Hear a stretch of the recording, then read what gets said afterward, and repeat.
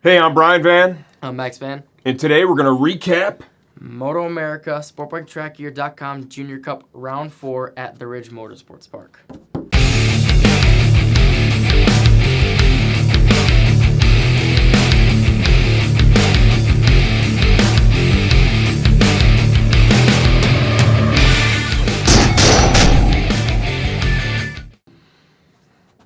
the Ridge Motorsports Park, located in the state of Washington. That's a hell of a drive from Michigan, isn't it, kid? 36 hours, 2,500 miles. Yeah, man. We left Saturday after Maddie Babel's graduation party. Yep. Well, we left early. We didn't stay there very Yep. long. So we started a Saturday at 3 in the afternoon. We arrived, was it Monday night? Monday night.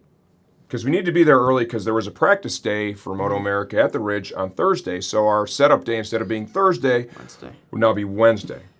Before we dive in and talk about the race, we got to talk about my wonderful wife, Marcine. I love her. She's a wonderful woman, beautiful, best wife ever in the history of the universe. You guys are going to like this story. She likes to book these super cute Airbnbs, right? And you know what? I want my wife to be happy when we take these big trips. So we're driving out there, and when we get to basically the town that we're going to be in, it's right on the Hood Canal. Oh, it's just gorgeous. Driving this 50-foot rig, right? It's a gigantic trailer. And the road's super windy, no big deal. Got that. Piece of cake. Some elevation here and there. Fair enough, I'm looking at what's going on the left side, right? So the right side, as we're heading down the Hood Canal, right? It's water, it's whatever. Left side, oh, it's just a giant fucking mountain, is exactly what's there. So I'm thinking to myself, this Airbnb is going to be located on top of a mountain, and it's going to be a challenge. So we get there. Yeah. Zoom in on that, because this is a representation of the grade. It was huge. It was gigantic. Oh, no, it's this, 100%. I don't know what that good. number is, but it's not a positive number. It's not good. So I'm not super pumped for it, but I'm like, you know what? I'm going to do what I got to do here, man. And I just turn and go up it. God bless that Duramax diesel. That thing's something else. We're going up the hill. Some dude pulls over on the other side because the lane wasn't wide enough. He pulls out. He was going down the hill on his little Chevy S10.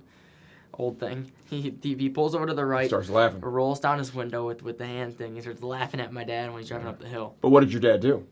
Just motored it up there. Motored right up the hill, made the left turn somehow. And then when I saw where our Airbnb was, I realized Harry Houdini could not get that trailer in there, okay? So this is where it just gets a lot better. This super nice lady, Nancy, we were sitting out in front of her house going, okay, now what in the hell do we do? Not even 100% sure I can get the trailer out of the area that I'm in, but whatever. Turns out she runs the Welcome Center there in Union, Washington, right?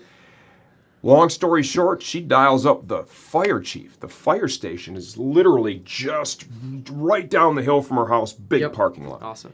This wonderful lady arranges for us to park the race trailer because we had one day to spend with a family around there in the Union Tuesday, area. yeah. It was awesome. She hooks us up, dials us in, we drop the trailer, get into the Airbnb. We have a wonderful family day, right? And then it comes time to go to the racetrack. Yeah. So we go and we set up as a family, but on the Thursday practice day, my wife's new friend, Nancy, right? She's wonderful. Well, she takes the girls, which would be my wife, his girlfriend, Abby Davis, little Sophia, my daughter, and then Jimmy's wife, Abby, takes them on this killer tour of the mountains and everything around there. So it was super bitchin', while the kid and I are at the racetrack enjoying the nice weather on Thursday. Yeah. Right? So you got your practice day in, got to learn the track. Yeah.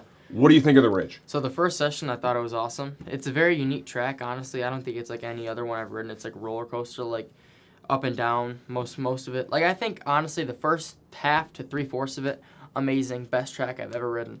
And then when you hit the last sector, you're like, I want to shoot myself, because it's just like, dude, this track's going to be super cool, and you're just like, I'm tired of building it. Let's just finish up these last 3 corners. That's what it's like, honestly. Like, I'm just going to say that. It was awesome my first session, and the second session I destroyed my tire and I struggled a little bit, but I still had a lot of fun. No, that's good. Yeah. We sorted that out, and we definitely we have some stories from this round. Yeah. If you just look at our results on paper, and I say our results because this is a team sport. He's the one out there executing on the track, but we have to do a lot of things to make sure that he has an appropriate piece of equipment Yeah. to go out there and compete with. And, so we let's just go right to Friday qualifying.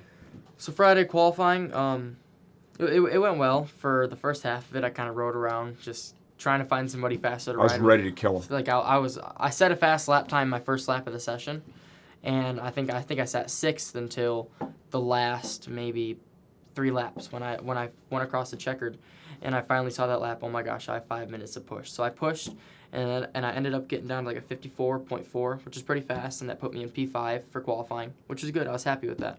Yeah, for Friday. Yeah, it was good. Saturday qualifying was, in the morning, it was super hot. We're talking the Saturday and even the Friday temp. Was it 100 on Friday? Yeah, it was 100 on Friday. And it was like 108 or whatever on Sunday. Yeah. It was a real challenge. It was super hot. Yeah, that was throwing kind of a wrench in the works. Yeah. But Q2. I rode slower. That's what I'm Yeah, saying. you went backwards. And I lost 2 positions and went down to 7th, which wasn't the greatest. No, it is what it is, dude. I mean, it sucked a little bit, but it is what it is. So race 1 comes. He goes out there, and this track just didn't stack up well for him. He didn't love it. He had a very small tip over on the practice on Friday, the P1. What are the team orders? Yeah, don't crash in practice. And I mean, qualifying, use the weapon I have built you. Racing, absolutely, risk all. I don't care. But when I hear words practice or track day, you know what Dad thinks? Yeah, I'm thinking like a lawn chair, my feet in a kiddie pool, maybe Well, I'm riding out. Cold fucking beverage or something. Yeah. Not Yeah. crashing the old man's bike, but whatever. So he had a very minor tip over. We fixed that on Friday. Go a little backwards. Q2 on Saturday. It happens. Yeah. Race 1. Race 1. It was all right. I didn't get the greatest start, and I fell back a little bit. And I had a good battle with Blake Davis for a little while, and I ended up getting him at the line, which was really cool. Or not really cool, but I mean, it was just a good battle between me and him. And I ended up, I think, P7 that race. So not bad. Not terrible. That's the race within a race. Yeah, finished where I started, which is okay. Like, I'll take that. And you don't want somebody to be right in front of you and beat you, right? No, not at all. Yeah, you want to try and get them. So all in all, he rode good. But he came in, and this is where we're going to talk about the team sport and some of the stuff we've done to the bike to make the bike better for him. He came in, and we're sitting down in our little debrief. Jimmy's pulling the data down from the Spears dash and stuff that we have going on. And right away, he's like, it's just wanting to talk. He goes, and this is the first time this weekend, and he lost the front in the crash too, which is ironic. Yeah. So he's like, it's really wanting to talk. He goes, I put any weight on the bars. It's just, they're just wanting to fold up in my hands all the time. We haven't heard him say this at all this season. We've been running the same geometry, same setup. So Jimmy gets the data out. We're going over it, me and Jimmy and Dave Bavel, talking to Max. And we found that he was on in the spot where you G out, you were literally at the very bottom of the stroke, but you were also within a few millimeters of the bottom, I think, in 7 areas. And that was with running, I think we were running a full 8.5. No, I was running 9. I switched to 9.0s. I think so. No, because I switched the springs that night. No. No. Yeah, we got 9.0s. You went and got the 9.0s out of Lenny's truck at Lenny's Sprinter. Yeah. We changed the springs at the ridge. Yeah, we did. So we found he was in the bottom of the stroke way too much, and the geometry that we were running, we went over, and we're really fortunate. We have a great relationship with the Landers racing team, Stoney Landers. That guy's the grand poobah awesome. of the Ninja 400, right? And this guy, nobody knows more than Stoney. That's my opinion. So we're able to sit down and kind of talk to him. Here's what we're thinking. Here's where we're at. Here's why we're thinking this. And then, like I said, he's super cool. He helped us just kind of, I guess, trust our decision and give us a little guidance, and we did that.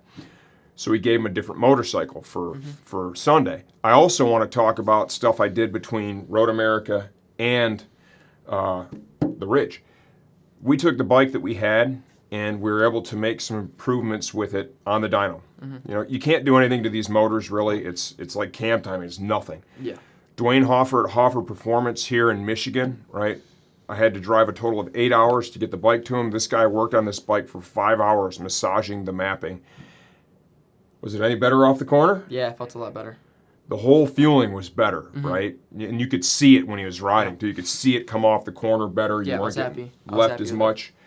That was great. And then we gave him a different motorcycle setup-wise to ride on Sunday.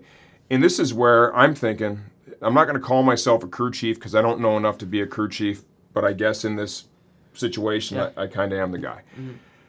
I look at it, that moment, where he was going to be racing on Sunday, that's the bullshit detector on his feedback. If he takes what we gave him and he's able to utilize that and move forward, that's a good sign because you complained about things, we addressed the complaints, and then you need to take it out there as a rider and do your part, which is what? Yeah, just, try my best, shoot for what I can. Get after it, 100%. Okay, let's dive into it, man. Race 2, right? This was definitely, what we were looking for. Let's talk about your start. I got a better start. Well, I think I went into turn 1 in 6th, I think, something like that. It was an okay launch, so from 7th to 6th. I ended up staying with the guys in the pack. They're battling for 3rd, which is nice. The first 2 guys, Tyler Scott and Ben Gaudy, checked out. But 5th lap out of 11, I think I was in 5th place. Going into turn 13, I just made a mistake, got out wide, and ended up tucking the front way out wide in the track. It was just a big mistake on my end. I was able to pick the bike up right away. Which was actually pretty funny because you picked a that thing up huge like it was a incline. feather. Yeah.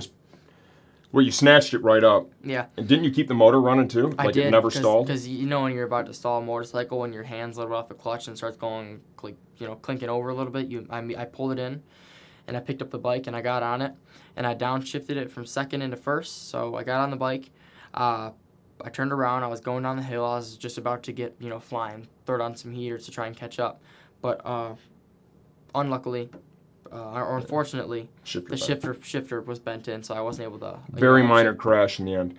So he was in 5th position at that point, racing with David Kolstad and Gus Rodeo. You did the 3rd fastest lap of the race. Yeah. You were in a group battling for what would ultimately end up being a podium position, whoever won that battle, right? Unfortunately, it was not you. It was David Kolstad. Yep. Great job. Great job, David. Great job, David. You got 2 podiums on the weekend. It was fantastic. That's awesome. But you made a mistake battling for position. He came in, he's all apologetic. I'm like, what are you sorry about? I'm like, you did exactly what we asked you to do. I think you rode well. You made a mistake. Everybody in the world makes mistakes. You learn from this. We're going to move forward. And, we know the setup is better. Yeah. We know the engine performance is better. We saw you use that to your advantage on Sunday to race for a better position. So I look at this. This is actually a better result than Road America, in my opinion. It's a more technical track. Yeah, not for me a little bit, but in his, I'm looking at it in a different way. I'm looking at it as, are we moving forward or are we moving backwards? Yeah. And it was such a big deal to see you take and come in and go, the bike's wanting to tuck. I put weight on the bars. They're just wanting to fold up in my hands, and to be able to articulate that. And then we go to the data, and then we're able to back up what you said. And then, of course, we talked to, and we give you a different bike. Yeah. And you went out and you used the bike and showed us that if we made these changes for you, that you could move it forward. Yeah. If I had a nickel for every mistake I made in my life, we'd be on a private island somewhere in the Caribbean. It'd be fantastic, right? Yeah. You're going to make mistakes. That's not a problem. You snatched the bike rate back up. What was cool is we didn't need to go to Park Ferme, so I took the bike away and just started working on it because we had to get all the suspension off to get it to Lenny's, taking it back to Arizona to refresh everything. Yep. So our bike right now Thank has you, Lenny. Yeah. forks with no springs in it, no body work on it, a stock shock, a bench shifter. What day is today? Today's Friday. We're leaving Monday. And I got to put the bike back together at Laguna, so we're going to be ready for the next round. Yep. When I walked away, what did you tell the guys? After I walked away, you said something to them about Laguna. Oh, it's just going to be another chance. I just got to get after it. Because when I fell, I knew it was my fault, and it wasn't a crash where I'm going to get scared, I'm just excited, and I feel like I'm just going to get after it again, like I said, at that track. I've been there. I know everything, so it's going to be good. Laguna has the most chances to make a pass out of every track on the circuit. And it's on braking, too, which is really nice because I like passing on the brakes. And what do I have for you? I have a brand new rotor. Yeah. I've got brand new sets of SBS DS1 pads, right? And so Max and I are going to be here over the weekend. We're not doing anything for the 4th of July. We're going to he already unloaded the trailer today, him and his cousin Tyler. They both work in the warehouse. They got the trailer unloaded. We're going to wrench on the bike, get the trailer reloaded. We just got home Wednesday night at 10:30. Just got home. We're leaving Monday morning. Yeah. Heading for Laguna. The two of us, our ladies, are going to fly out there to meet us.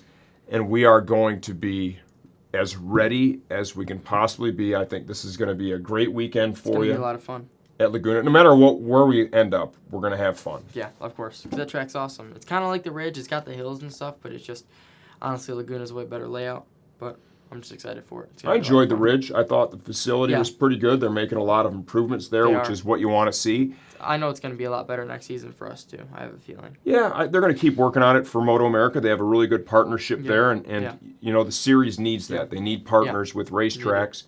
You know, the Ridge, all the paving they're doing, the facilities. They had a band there. I could get a breakfast burrito every morning. I mean, I thought that was pretty sweet. Really nice. But honestly, pour to whoever owns a Ridge and takes care of the pavement, pour them, because it was so hot that weekend.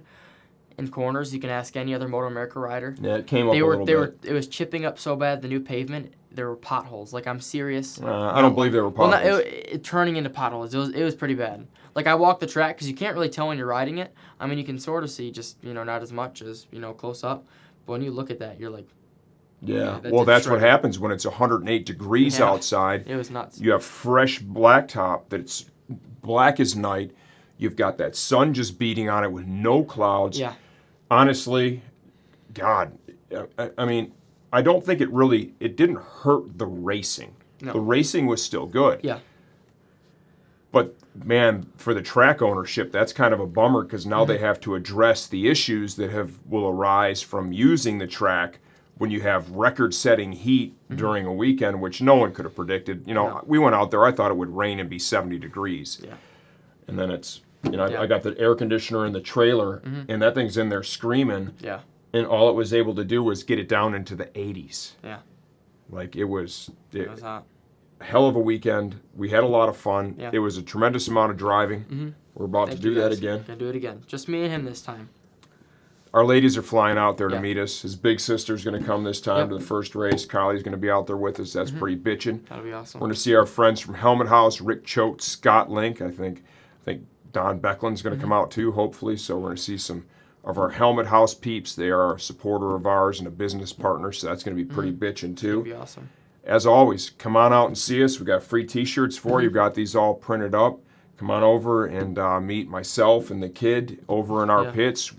Without your support, we'd never get to do this. The reality is, thank you guys. He has probably more sponsors than any other rider ever because it is the support of all of our customers that allow us to do this, dude. Which is awesome. Super cool. Hundreds of thousands of people. Thank you guys. You know, are behind this effort, and we greatly appreciate that.